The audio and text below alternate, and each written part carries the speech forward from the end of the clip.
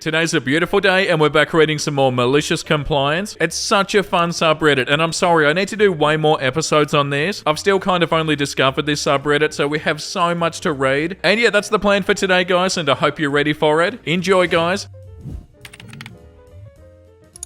Interviewer accuses me of parking in the handicap spot and tells me to prove it. A few years ago while I was in school and job hunting, I got an interview at a company for office work, filing, answering phones, setting appointments, etc. I was looking forward to getting an office job instead of a retail or fast food job. The building had big window walls that overlooked the parking lot so you could see cars pulling in and parking. I pull into the parking lot and I park my car. I get out and I walk into the office. Now as I'm walking in, I note that there's a car parked in the handicap space in front of the office. The car looks just like mine, so I should note it. So I walk in and I'm greeted by the manager, who kind of gives me a scowling look. It made me uneasy a little as we walk back to his office. We sit down and he's asking me questions in a bit of a clipped tone. He seems annoyed by my answers and I don't understand what's going on at this point. Finally he says, "Do you always park in handicap spaces?" I'm confused, so I ask him what he means. He goes on a rant about how entitled I am for parking in the handicap spot at a potential place of employment, and I'm just getting even more lost. I asked him what's going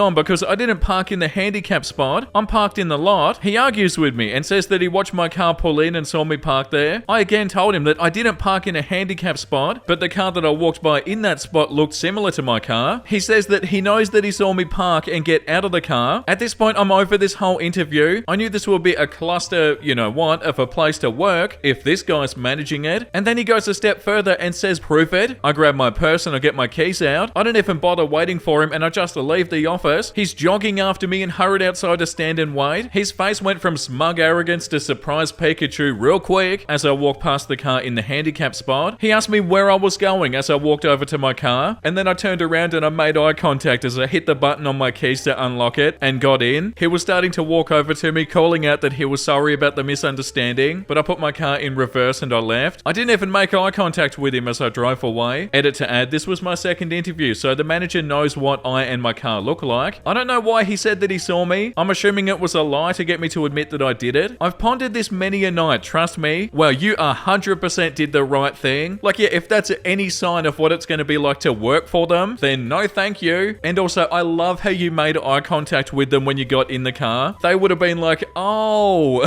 I messed up really bad. Story number 2 is called "I Used My Meal Plan to Feed Over 120 Less Fortunate People." This happened my freshman year of college about 20 years ago. My university had just invested in a big new dining hall, and to help pay for their investment, required all new students to buy a 150 meal plan both semesters. This was a big financial burden being from a lower middle class family, but my parents pooled funds to help me out and made it happen. Shortly into my first semester, I found out from my friends that the meals you didn't use didn't roll over. Since I lived off campus, I knew that I wouldn't be able to use them all. Heading into November, I realized I would end up with 60 to 75 meals left over, and I complained about this a lot to family and friends because it seemed like such a waste. In comes the plan. My freshman year of college was also my cousin's senior year, and we hung out pretty often. He was the biggest trickster and prankster type you ever met. One night while we were drinking, he says, "What if you brought a bunch of homeless people to use up your meals? How much would that piss off those self-righteous you know what?" We laughed all night, but the more I thought about the idea, the more I really started to like it. We talked all weekend about it and we hatched a plan. On Monday morning, we went down to the local Salvation Army around the corner. I've grown to really despise this organization, but in the early 2000s in small town USA, it's what we had. We told the lady at the desk that we'd like to feed people in need with my meal plan. She was hesitant at first, but she said that she was working with people that this would be a huge blessing to, especially during the holiday season. She helped me organize 2 days the following week where around 30 people would meet to eat up in the dining hall. I would wear a certain hat so they could find me, and we would go eat. The day finally arrived and all kinds of people were there. There were homeless people in tattered clothes. There were families with kids that seemed excited to eat out. There was even one family that I'll always remember that seemed embarrassed to take a handout, but I made an effort to talk to everybody and make them feel welcomed. At noon, we headed into the dining hall. I walked up to the lady at the entrance and said, "These people are with me. They're my friends. I'd like to swipe them all in." She looked confused but reluctantly said okay. To say that we got every reaction humanly possible would be an understatement. There were staff that were obviously annoyed with the influx of diners. There were students that were laughing. There were students that were giving me the side silent clap. There were snobbish faculty members that seemed to be disgusted at the type of people coming in. I didn't care at all. Eventually, a head staff member came up and said they knew what I was doing and they didn't like it. I said, "These are my friends eating with me. I paid for these meals. Am I doing anything wrong?" She was stumped. The next day, the same situation happened with the same reactions. It seemed that I'd caused quite a stir on campus, and it just so happened that the university president was eating there that day. She came up to me and said that even though she would ask me that I tell my friends not to do the same with their meals, as the staff couldn't handle the influx of diners, she was proud that her students had the heart to do something for others like that. The following semester, I did the exact same thing. I even used my meals sparingly so I could bring more people. The one memory that will always stick out in my head is the family with the little kids that were so excited to go to the pizza bar and soft serve ice cream machine, giggling the whole time. To this day, it's still one of the proudest moments of my life. Me and my friends and family still have a drink and chuckle over the story and the snooty, angry reactions that I got. Oh, that's so awesome. I had no idea that we were going to read a wholesome post on here today. Wow, good on you. That's so cool. What a beautiful thing to do. Yeah, it's weird that some of them were all snobby and annoyed about it. I would have thought more of them would have been proud of you too. Like, you're very obviously doing something that's super good. Yeah, wow, didn't expect to read that today, but I'm so happy that we did. The third story today is called "Put in my 2 weeks notice. Covert narcissistic supervisor reveals himself." I, 30 female, have been working at a super small construction company for the past 2 years. I've put my best foot forward every day and I never had any issues with anyone in the company. As of 3 months ago, they moved me from an infield coordinator to an accounting position. It was an emergency move as one of the employees stole 80k from the company and they needed an immediate replacement. My new supervisor, we'll call her Mary, 34 female, was always super kind to me and we've become pretty good in-work friends. Well, these past couple of months have been hell. I hate the new position and to be fair, I'm not very good at it, so I found a new position and I've been keeping it a secret for a while. I let the owner know first and he was super kind and receptive to it. The issue started when Mary got word of it. She immediately cornered me and started going on this rant saying things like, "Why didn't you tell me? You're being incredibly unfair and selfish. I can't believe you would do this to us. This is unacceptable. Don't ask me for a referral because you're not getting one from me." I politely told her that the opportunity was something I simply couldn't pass up. She then went to the owner and asked for any details I might have given him about the new company and the new position, I believe to try to sabotage me leaving, and thankfully I hadn't discussed any details about it with anyone. It was awkward after that, but I didn't think anything of it. The next day was when things took a turn for the worst. Mary decided to be petty and removed any of my authorizations to any accounts that I had, so I couldn't perform any of my daily tasks. I didn't want to leave on a sour note, so I brought it up to the owner as Mary was out of office. He reauthorized my accounts and I continued to work. Mary was back the following day and was completely livid that I went around her and talked directly to the owner. Her actions towards me would only get worse from here on out. How does somebody like that even keep a job? Like, this is awful. The next day I came in to notice that my desk was moved and my computer access was taken away yet again. Cue the malicious compliance, since I couldn't do any of my daily tasks and I really didn't feel like dealing with a screaming Mary. I was on Reddit for pretty much the whole day. At the end of the day, Mary came into my new back storage office and said, "Busy day today?" I know mine was. I just smiled and said, "Yep, exhausting." She did not like that response and went to the owner to say that I was purposefully not doing my job and that my last 2 weeks would be pointless, so we should just let her go. Me. The owner disagrees, calls me into his office, and after I explained what she had done, he gave me access again and told Mary to work from home. Another day goes by. It's extremely peaceful now that Mary is working remote, but unfortunately this does not mean that my day was getting any easier. Instead of taking my access away, she had IT start forwarding all of my emails to other employees in other departments that had nothing to do with my specific position. At this point, I only had 3 days left, so I just took it as, okay, this sucks for them, but it's on Mary's head if anybody has any questions. I looked at my paid time off and I had way more than I thought, so why not use those for my last days? And that's what I did. I was originally supposed to let all vendors know and start forwarding them off to the appropriate people and interview second round candidates for my position, but not anymore. The owner was completely okay with it and understood that Mary was being toxic and that he was going to have a talk with her about her attitude and position if this continues. Now, with my last 2 days and me being on paid time off, I finally thought that I was safe from Mary, but lo and behold, she was still holding a massive grudge, as if me leaving my position was a personal attack on her. She called me at 4:30 in the morning and left me a voicemail saying that our company was having an accounting emergency and that I need to come in immediately. I called her back about 4 hours later, which she was fuming about, and went on a massive rant about how I'm extremely entitled. I will never get anywhere with my attitude. Oh my god, how dare they? She's embarrassed for our company to say that I ever worked here. Oh my god, this is unbelievable. That if she ever finds out where I'll be working, she'll make sure that I'm fired and we'll never get a job in this town again. I laughed at her and she went ballistic, like when you take a 4-year-old's toy away. She was screaming so loud that her voice was shaking, saying silly things like I have no respect for her or the company, and that I'll rot in hell. Oh my god, what is up with them? I hung up on her once she started bringing my family into things. I called the owner and I explained to him what happened, which he wasn't shocked about, and he told me that when she came in that morning that she was going on a rampage like the Tasmanian devil. After finding out why she was freaking out, he promptly fired her. I was shocked since it was such a small company and he definitely needed her. I had heard from another company that she ended up destroying a bunch of company property on her way out, and now she's facing a lawsuit due to the damages. I'm so thankful she revealed her true self to everyone and that I'm far away from that company and her. Oh my god, that's the best ending I feel like we've ever seen. Yeah, wow, that's so awesome, and it's so good that the owner was so switched on with this. So bloody awful the stuff that they put you through, but yeah, they 1,000,000% deserve to be fired. And in the comment section they said that they pretty much did 80% of their job as well. So yeah, when you said that you were gonna leave and they actually had to do their work, they start flipping out. Even though this did have a good ending, you still shouldn't have to put up with stuff like this. Like, that's such an awful situation. Okay, story number 4 is called You Want Proof That My Fiance Is Sick? You got it. I, 25 female, am engaged to my fiance Joey, 26 male. He recently had surgery on his leg and hip, but there were complications and he's been sick and weak since. We try not to ask too much for help, but this has put a big financial strain on us to the point where we've spent our wedding savings on his recovery. We're fine with this because if we have to have a courthouse wedding, we're cool. We just want him to be healthy. But we did set up a temporary donation page to help with some of the expenses. A friend of mine, Carla, 25 female, donated $10 about a month ago, and I reached out to her to thank her. Last week we posted an update, not asking for more money, but just to let people know that Joey has had another setback, and the doctors are creating an all-new treatment plan for him. Carla commented publicly and said the following: I'm beginning to question if he has actually been sick this long, or if y'all are just trying to get more money for your wedding. Who takes this long to recover from surgery, especially when you're an athlete? Wow, the audacity. I said, I'm very offended and appalled that you would accuse us of faking anything. Maybe you're just having a bad day or a moment of bad judgment, but how shamefully low of you. She replied, I want my donation back unless you can show proof that he's sick, in a hospital bed or sitting in a doctor's office, anything. I sent her $10 to get her off our backs, but I also sent her a video with Joey's approval, the proof that she asked me for. One of the concerns that Joey has had is that he will get severely nauseous if he eats protein, which is what he's supposed to be doing, and when he overexerts himself, which he does sometimes. I sent her a video of him dry heaving into an emesis bag in the middle of PT. Now, one of his doctors asked us to record the PT so they can see the progression of him not feeling well, to hopefully make some adjustments. So I didn't just take this video to send it to Carla, but to me it seemed like solid proof that she was asking for it. What the hell? I have emetophobia. I didn't know this, and this just triggered me so bad. I hope you're happy with yourself. I feel like I've been traumatized. I said, so now you have $10 more to process this trauma in therapy? Oh my god. Carla is not a friend. Hell no. And like the top comment says, oh, you have emetophobia? Where's your proof? Either a written diagnosis or a testimonial from your primary care provider. Otherwise, you're just doing it for attention and sympathy. Yeah, like that friendship is not worth the trouble. You might even say that it's not worth $10, but yeah, that's such a lame thing to do. Just being awful, and also being awful publicly. Okay, story number 5 is called Fired If I Don't Work That Day. Made it my last day. A few years back, I worked on a relief crew on a drilling rig. The rig ran 24 hours a day with 3 different shifts. Crews worked 6 days and then 2 days off. My crew would replace a working crew so they could have their 2 days off. So we worked mornings 2 days, then afternoons and then nights. It was common to find someone to take a shift if you wanted an extra day off, but the replacement had to have the same abilities. A crew had a driller, a derrick hand, a motorman, a chain hand and a floor hand. People started as floor hand, and as they learned they would work their way up with more responsibility and more pay. Sometimes when someone changed companies, they might take a lower position, so it was common to have someone with derrick hand capabilities working motor or chain. In September, my wife asked me about the chances of getting off for Christmas. I checked the calendar and my days off fell on December 24 and 25. Done deal, I have it scheduled off. Then I decided to sweeten the pot. I found a guy who would work December 22 and 23 for me. Also found someone who would work 26 and 27. I took this to my driller, who agreed that they could work for me. With my 6 days off, I could drive 400 miles to visit family. Things were looking pretty sweet. Too sweet. great. The other guys on my crew were in the same position, so they all tried to find replacements, and 2 were successful. Unfortunately, the driller only had 3 other guys on the rig who could work for him, and none of them wanted to help. He got mad and said that he couldn't get the time off, so none of us could have it off. I reminded him that he'd already approved of my time, and he said that it was cancelled, and if I didn't work on December 23rd, then I was a run-off MF, fired. I told him, fine, I'll work the 23rd, but that'll be my last day of work. Consider this my 3 months of notice. At work, nothing much was said for the next few weeks. Outside of work, I was networking and found another job I could start the first week of January. All was set at the end of my shift on the 23rd. I emptied my work locker and I said my goodbyes. The driller barely acknowledged me, went home and drove to see family the next day, spent a relaxing week there and then came back to start my new job. About the end of January, I went to a friend's birthday party. There I saw one of my old crew. He asked me when I was going to go back to work. The driller thought I was sulking around and would come crawling back soon. He never hired a replacement and they'd been working short-handed for over a month. I said he better hire somebody. I wasn't playing games, and when I said I quit, I meant it. Yeah, and like the top comment says, this is what happens when management treats skilled employees like garbage. They lose them. And the bloody ego on them as well. Like, oh yeah, they'll come crawling back. They're probably sulking. Yeah, it really sounds like you did the right thing. And surely it'd be pretty hard to replace. Like the driller really messed up. Story number 6 is called We Only Speak to an Attorney. Okay then. I was in a very bad car accident in 2021. I ended up with a 5-day hospital stay and had to have months of physical therapy and follow-up care with a number of specialists. Most of the time, getting records, setting appointments, pre-authorization, or anything related to my care was pretty simple and didn't involve much, and almost always could be authorized by my name and my birth date. I called a provider who had billed my insurance incorrectly so they wouldn't pay for it, and I was getting stuck with the bill. The call went something like this. Company, hello, please be advised this call may be recorded for training and quality purposes. How may I help you today? Me, I recently got care from so-and-so person at so-and-so location, and there was some incorrect billing, so I'm being billed for it and not the insurance company. Company, can I please have your name and birth date? I provided. I'm unable to speak with you about this matter. Me, what? Why not? Company, I am only authorized to talk to an attorney about this matter. Cue malicious compliance. What the hell? Okay then, I'm representing myself for all legal manners. Now please discuss this matter with me. Silence for about 4 seconds. 1 moment, sir. I get put on hold for 3 minutes, and when they come back, we get straight to discussing my issue and get it quickly resolved. I don't think they'd run into that before and they had to figure out if that loophole counted. It does, and it always should. You have to have an attorney, my butt. Oh my god, and it says in the comment section, it ended up being a bill that was charging me over 50 grand, and insurance ended up paying somewhere around $500. Wow, so no wonder they wanted to talk to an attorney about it. They messed up so bad. That's unbelievable. And also they said it was handled in like 2 minutes. Wow, well done. That's so good. Okay, that's enough malicious compliance for today. That was such a fun episode. I'll make sure to get back on here super soon. And yeah, guys, I hope you had a wonderful time today, but it's definitely time to read something wholesome. My dog's too old to go on walks, so my brother put it in a wheelbarrow and went around the neighborhood. Oh, that's so beautiful, and they're so happy and so grateful. Like, thank you so much for this. I had the best day ever. Oh, their big smile. They're so happy. They have the most contagious smile ever. So cute. Today for my birthday, my grandpa gave me 3 books filled with stories of each time that he hung out with me from the age of 2 to 5. I'm speechless. Wow, that's so awesome. So if you guys did something fun together, they'd write about it. Oh, that's so wholesome. That's like the most precious thing ever. That would be so beautiful to read something like that. Alright, that's it. I'm doing this for any person that I care about. Instead of putting garbage cans around this beach, the city made a giant see-through fish with the words "Gobi loves plastic. Please feed him." Kids enjoyed feeding him so much that he's usually full by the end of the day. Wow, that's such a good idea. Every beach ever needs a goby. That's so smart. When you get in a relationship and you slowly start becoming like the person that you're dating. Oh, that's so cute. Oh my god, I just said something and it sounded a lot like my partner. How beautiful. Cute single mums in your area. Oh, please come in. You can live here. Jin and Nez and Chico will love you. Okay, and on that beautiful note, thank you for watching, everybody. I hope you had a wonderful time. And if you did and you want to see more malicious compliance, make sure you like and subscribe. And the comment of the day today goes to Invader May the 1st. I can't wait to cringe with the celebration emojis. Hell yeah, Invader May the 1st. So addicted to the cringe and the horrifying content. Yeah, every single day. Can't wait to cringe. I'm so glad that you guys also can't wait to cringe. And yeah, guys, thank you for the support. It means so much to me. The channel is going so well. We're getting closer and closer to 200,000 subs. And if even saying that is so mind-blowing. And yeah, I'm so grateful and so excited for the future. And yeah, guys, make sure you look after yourself and make sure you have a beautiful, amazing rest of your day. And you know what I'm about to say because I say it every single day. Bye!